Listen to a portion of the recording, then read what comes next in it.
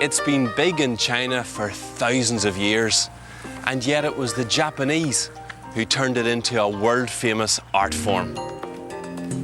A bonsai garden is just full of little surprises, and that's our mission, to find the secrets at your feet.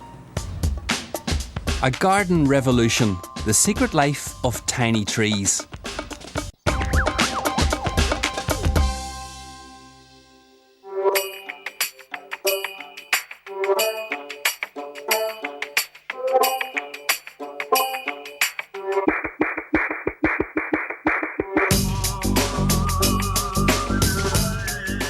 Small is big in Japan, and bonsai is enormous. It simply means tree in a pot, but there's a lot more to it than that. Bonsai is 50% horticulture, but it's 50% art as well, and you have to look at trees in nature and pick out the bits that you like and then try and impose that on the tree. That's a lovely tree. One of the main characters of that one is the root spread. You only have to look east to Newtonards to find a master with a flair for miniature gardening. Ian Young has a little forest at his back door. Each tree carefully clipped and trimmed to look like an ancient pine, oak or acer. And the older it looks, the better. One of the main indicators for age in a tree is the bark. This is a Japanese larch. To give the exact age would be very hard without cutting it and counting the rings. It could be anywhere between 50 and 100 years old. I have other trees in the collection that would maybe look as old as that, but maybe would only be 10 years old. The branch structure also in this tree, you have the gaps between the pads of foliage. It gives the impression the tree's a lot bigger than what it is.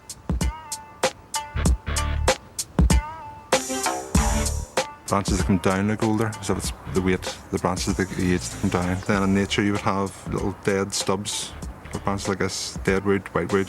Japanese call those jins. Those weren't made by nature, these were made by me. We have the root spread at the bottom. Again, the Japanese call that nabari. And if you have some of the surface roots exposed like that, that helps give the impression of age.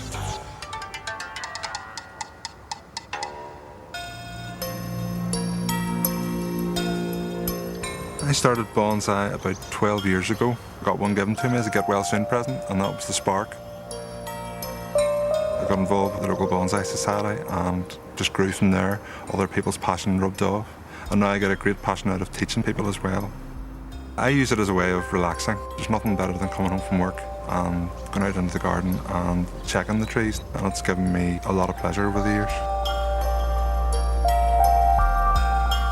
Sculpting the triangular shape and facing the best side to the front takes skill and an expert eye. Sometimes a branch is in the wrong place, and by putting the wire on, it allows you to bend that branch into the new position. After a while, that branch will then set in its new position and the wire can come off. Or sometimes the tree can grow very fast and the wire has to be removed before it starts to cut into the tree. I've done many a display with the Northern Ireland Bonsai Society, and we have people come up to our stand and say, do you not think that's awfully cruel? I'd say, well, gardening's all about control. You cut your grass, you prune your roses, you know, and bonsai is just the same. It's just controlling the growth of a tree, but in a more artistic way.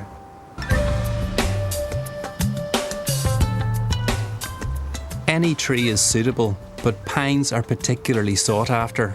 With each species, it's all a question of proportion. The leaf size in that tree is actually quite small. It's just through the techniques that you would have in gardening. Bonsai is the same, you have to keep them trimmed. So by doing that, the leaf size actually comes down because the first couple of leaves in every branch tends to be smaller. I've tried to create the image of 3 trees growing on a hillside, like a local scene here. The rock that's been incorporated into it is actually from Loch Carib. And then moss added as well gives the impression as if it's like a grassy slope. That's me trying to get the impression of something that's local based.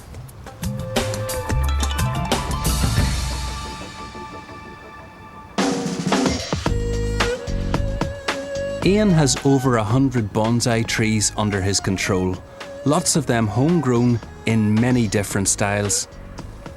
This is a little rowan or mountain ash.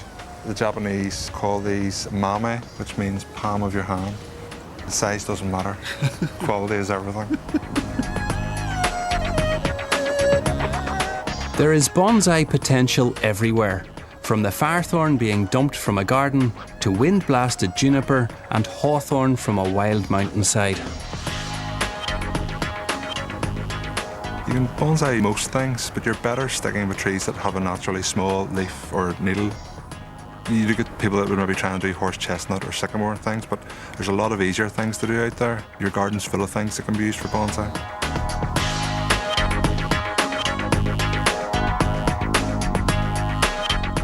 If you can look after houseplants, you can look after bonsai.